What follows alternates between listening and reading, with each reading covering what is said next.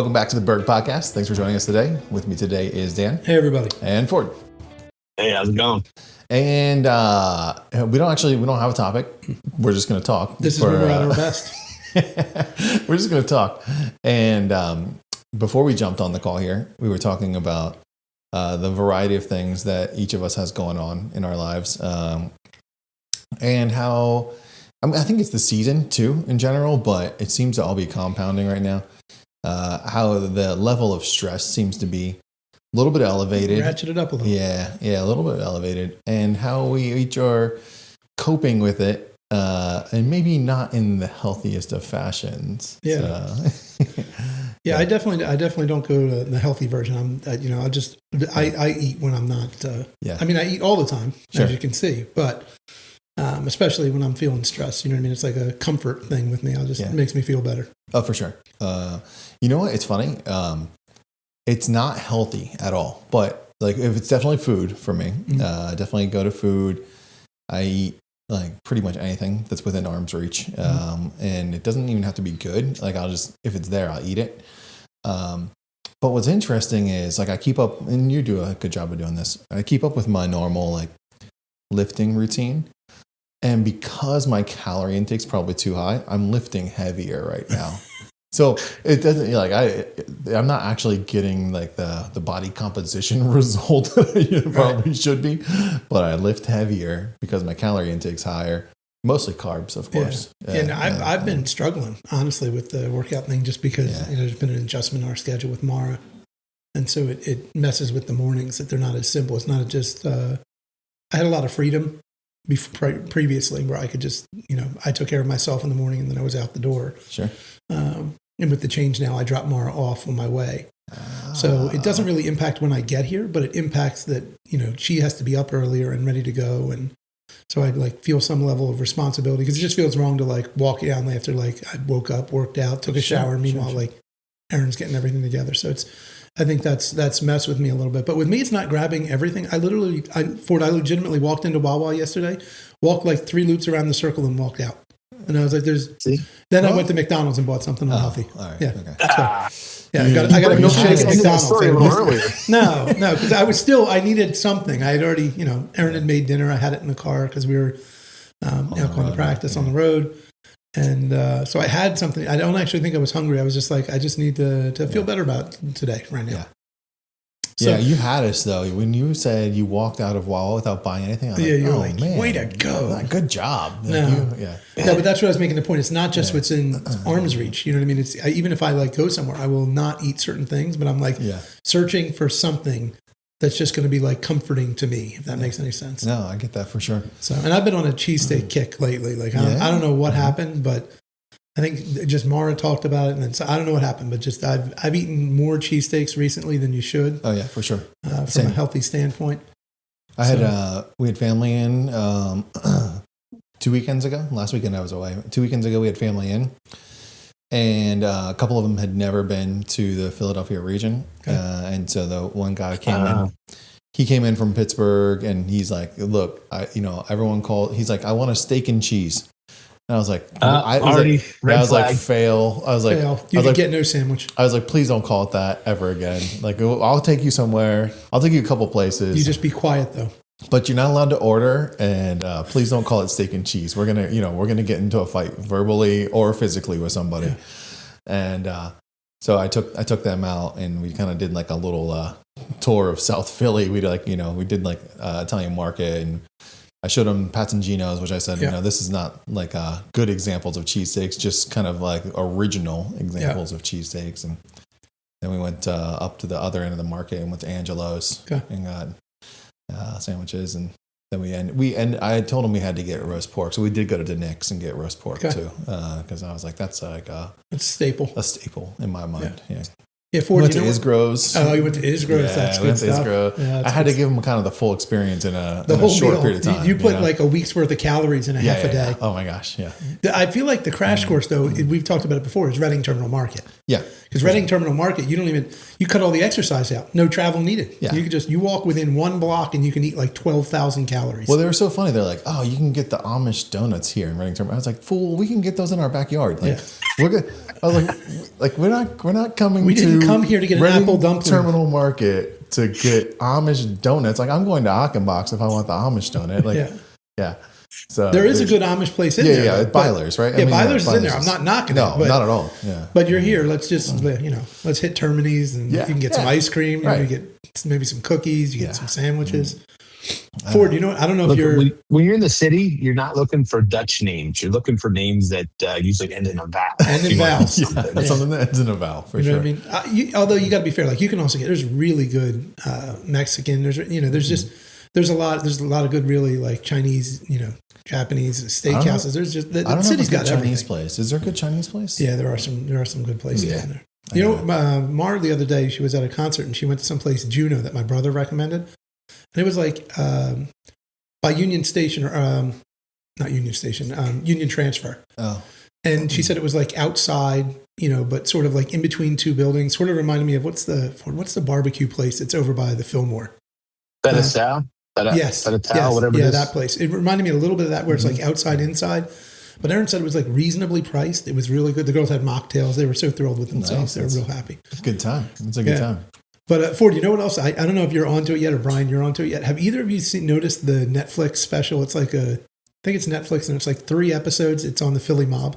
No. Whew, it was like a time machine. Think about Joey Marino. That's the one. That's the one.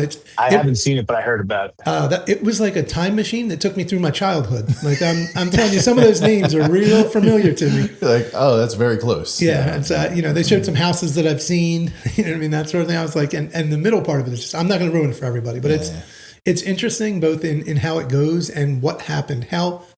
How fortunate the FBI was that there was a couple really poor choices that people didn't think ahead, and then just lucky breaks along the way that went down the way it did. But the story is crazy, and as you watch it, I think you guys are probably, again, like too young. That you won't, like, it wasn't right in that window, you know what I mean? But you're talking like me from probably, I mean, that mob war happened from when I was probably in like 8th or 9th grade to like maybe the year after I graduated was like the duration of what they were talking about. And it was like, I remember seeing the things happen, and some of them very close to my house because of where I was, and some of them just close because, but they did a good job. They used the Inquirer's, original reporter. And if you watch, does Fox 29 get out this far for you guys? Like news wise? I don't know.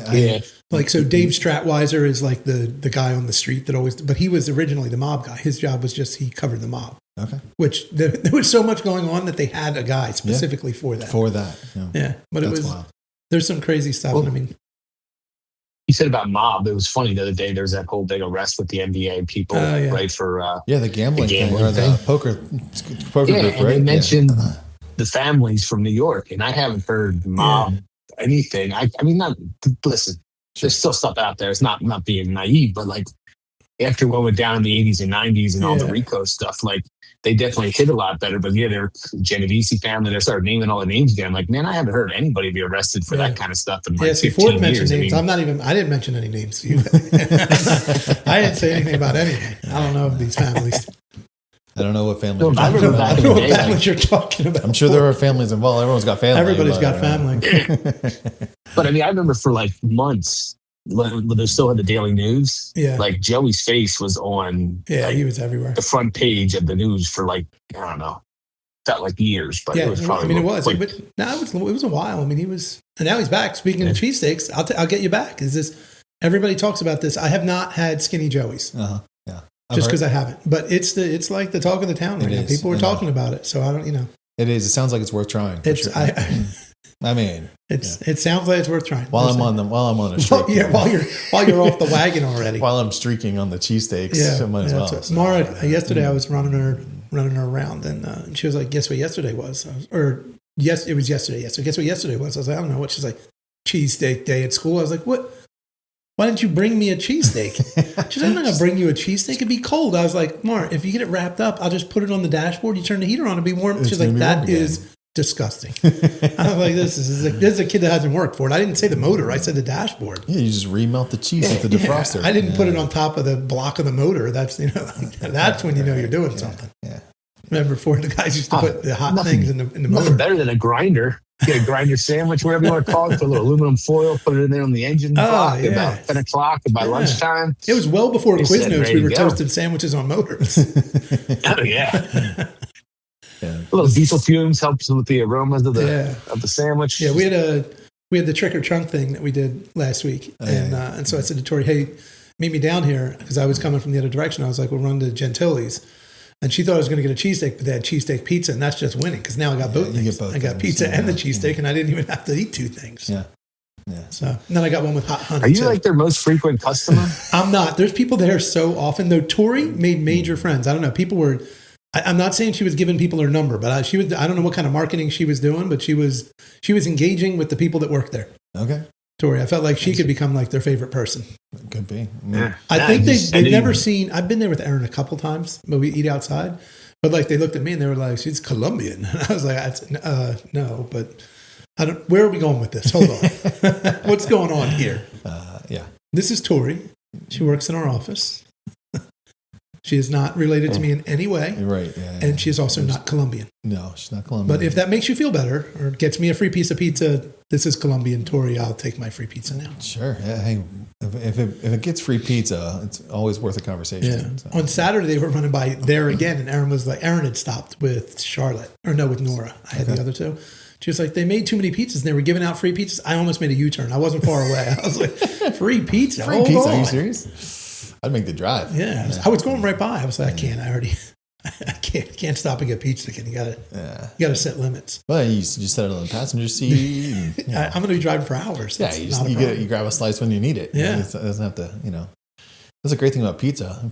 People think it's got to come for a shelf life. If there's no shelf life for pizza, you just kind of keep nibbling. Yeah, no. Ford, have you found anything that you've been lately you've been liking? No, I haven't had any of that like particular item, but definitely got off the schedule. And it's amazing, like you said earlier, with like when your shift change or whatever it is, like when you had that thing where you're like, all right, wake up, it's a protein shake, do this, and this, and you kind of have a flow. And you don't like always think you're a creature of habit, but then boy, something changes and you're like, yeah. What am I gonna do now? You're like dumbfounded. Like it's not that difficult, but it's like you literally like stare at the kitchen and you're like, I don't know what to make. You're like, what do you mean I don't know what to make? There's food there. It's not my normal thing. I just don't I can't pivot quickly enough sometimes. Yeah. You know what else I heard? I saw an article that which is quite honestly surprised me. It was like there was rankings of pizza, and Jerry's Pizza Pie was on there. Oh, like really? for a national ranking. Really? But then there was a place in Pottstown that supposedly has like the best deep dish outside of Chicago. And it got my attention. I was like, maybe we need to Pottstown deep dish. Swing through Pottstown and figure out. I'll have to figure out what the place is. I don't remember the name, but because there's a few good things in Pottstown now. There's like 2 cheesesteak places. I feel like someone was just talking about this, but I can't remember. Yeah. It's like right there. Maybe you get there, but I think we got to get there. Have either of you guys had Detroit pizza? No, you talked about this. I know what it is. I have had it. Right, because we talked about this. It's the cheese with the sauce on top, right? Yeah. I mean, all the years you heard of Chicago pizza, you hear whatever. Yeah, whatever. And like it was just that is a term for it came up, popped up new to me. I was like, another new term that I never heard before. So I was like, okay, not that there's any pizza places popping up around us that are going to be selling it, I don't think, but it's just kind of interesting that it's kind of that way. Yeah, I was so disappointed that when we were in Jersey for that parade, and I had a perfect plan that I was going to roll out of there at like 11:30, swing through. I wasn't going to go to Piccalilli's, but I was going to go to Pick Threes, the local one. They're both local, but one's a little closer. And I was just going to get wings and tails real quick and then go. Then I got there in the Eagles game. They said, we don't serve, like, you can't eat here. We're only doing takeout because we're too busy.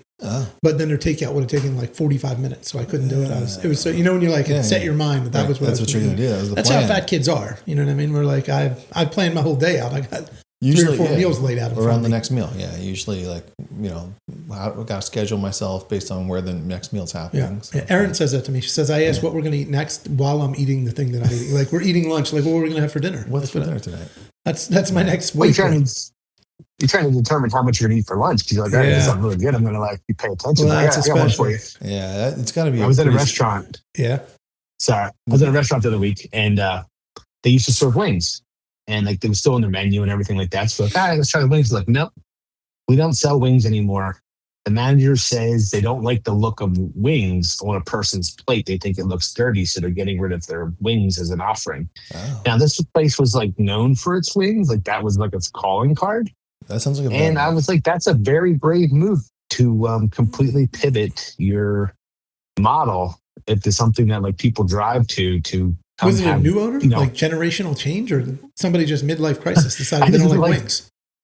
I just looked at him. I was just like, what did you just say? They're like, yeah, we want to have like, a different clientele, and we want to don't have chicken wings here. I'm like, I know, but like, you guys have been here since like, the 60s or 70s, whatever it was, and like, you're gonna change up now? Like, that seems like that ship has kind of sailed. Weird. That's so weird. I mean, were they like changing the entire menu, or they just were like, yeah? No, the rest of the stuff still was made out of a fryer. I can't understand. Like, if they were like going from like bar food to fine dining, all right, maybe, but like that's a big shift, anyways. Like, that's a big shift all by itself. Right. Yeah. Crazy. There's like that. They had like they were saying they want to be more family friendly. So that's cool. But then I look at the menu, and on the menu, not even on a separate menu, but they had the list of shots that they sell. I was going to say, like, anytime you have a list of shots, Irish car bomb. You have a list of the alcohol you can buy by the shot. Yeah, by the shot. But it's that sounds like a wing place. I'll tell you what. Like, you know what? Actually, coming back to local, Noose's is moving, right? Noose's is right in the middle of their move now, I think, and they might even be closed. Have you seen a new place yet? Are they open yet? No, I think they are closed this week and opening they open this on weekend, Monday or Tuesday or whatever day. Like Yeah, it looks nice outside. They did a real nice job on it. Yeah, they're in the old Claire's building. So. I don't know. How do you feel about that, Brian? Having been a past employee, how do you feel about this move? I gotta go. I want to see it. I want to witness it. It'll be different, right? Because they better give you the same. If they come in there, Brian comes in there, and you change the sandwiches, you're going to be on the podcast next week. They took the old fashioned off the menu. We got problems. We're gonna have words. Yeah. No, I'll be curious because I mean they were always limited on space, but to me that was part of like the vibe, right? Like you go into a little deli, you're waiting for your sandwich in a booth that was built 40 years ago. And so I wonder what they're doing with the old place. I didn't ask. I don't know. I didn't ask. And they had mentioned the parking. And a lot of what I've seen, a lot of this is for them to try and get more Claire's had more parking besides more space. Yeah. Although I don't know how well that was like police. Enforced. I mean, especially as Claire's started to slow down. Yeah, I feel like people kind of just parked anywhere back there, wherever they wanted to. But yeah, no, I got to stop by for sure. I did see that they were, I think it's this week closed, next week open again. Okay. It's really cool to see. I mean, as you said, like hopefully the sandwiches stay the same, but to see a young couple like doing their business thing and like switching it up and saw some of their stuff on social media or whatever it was. And it's like, you know what, that's really cool to see that like the community has supported them, even though the transition, and they've kind of honored the transition as well, as far as keeping a lot of the stuff that, we've known since. Well, even the colors. Food. They talk about comfort food. That's us. Yeah. The colors they kept the same. Ford, you know who else has been advertising social media wise a little bit lately, which we hadn't seen a lot of, was Ron's. Actually, because Gentili's, and there's one other place that down there that like pizza, cheesesteaks, which isn't really Ron's thing. I mean, they have really good cheesesteaks and they have really good ovals, but they started putting out a couple things, just like almost defending themselves. And they were like, "We've made our steak sandwiches the exact same way for 40 years." Like, no, I don't know what was going on. I feel like I missed something. There might have been some shots. Yeah, but there was like some shots fired or something. They felt the need to, and I don't know why they need to defend themselves. That place it's packed when I feel like it's packed when it's closed. You know what I mean? It doesn't matter what time I drive by Ron's. There's nowhere to park over there. No, it seems like they're doing all right. I don't think they got to worry about the pizza shop. No, but it was interesting to see them do it because there's a lot of competition there. With White Dog and everything else. A bunch of places opened up right there. We've been, of course, because we're like spending, I don't know, it feels like 50% of my time in like the Greensburg, Pittsburgh area. It's not that much, but it feels like I'm out there all the time. So we're always looking for like little spots close to Ayden in that Greensburg region. And I've been really impressed with like the little family run good food spots that we've found in that area. And I did not expect it at all. Like I was like, there's not much here. it's a college town. You're going to find things that college kids like, right? If it's not Chick-fil-A, it's bar food. And we found like a really good little Italian restaurant, and it's been awesome. So it's not helping that when I'm not like eating every snack or cookie in sight in my house, that I'm on the road and eating out, but at least I'm finding decent places to eat. Yeah, Ford. Here's another one. I'll hit forward with the one we would not frequent, because first you go frequently, but we would visit it on a fairly regular annual basis. Didn't Butcher and Singer used to have lunch? Didn't you used to be able to go to like a lunch at Butcher and Singer back in the day? I think I've at least had a lunch there on the weekend. I don't know if I've ever been in the city during the week. We had an event going on that I was going to, and I was like, oh, this would be perfect. I can run down with Aaron. We'll go to like lunch and then go to this event. And then they're not open anymore. They're only open at 5. Huh. And I was like, I could have sworn. And I looked, and it was like a lunch menu I could find. And I was like, I swear I've been here. I think I've been there for lunch with Ford one time, that we were like, had a meeting, or I don't know why we would have been in the city, because like we don't work in the city, but It was for some reason we were down there, and I feel like we went. But I was real disappointed when that happened. I was like, my plan was foiled.